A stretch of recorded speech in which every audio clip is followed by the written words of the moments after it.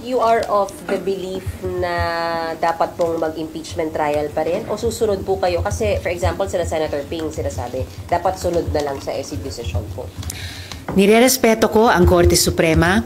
With all due respect sa Korte Suprema, nagpahayag din ako ng pagkadismaya nung araw ng paglabas ng desisyon, yung pagkabahala sa mga disturbing questions tulad ng pagdagdag ng mga requirements para sa impeachment trial, tulad ng tila pagbabago sa definition ng initiation na nakaapekto na mukhang makakaapekto sa kapalaran nitong impeachment trial.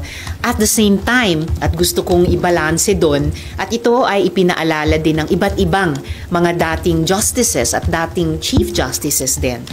Paano na yung prinsipyo ng solong responsibilidad ng Senado sa ilalim ng konstitusyon mismo na dinigin ang isang impeachment trial? Paano na yung separate at co-equal branches of government at yung pagrespeto namin sa isa't isa? Paano na yung prinsipyo ng karapatan ng mamamayan, singilin ng accountability ng bawat isa sa amin na nagtatrabaho sa gobyerno? So may mga ongoing efforts na balansehin ito, mga resolution on the sense of the Senate at iba pa.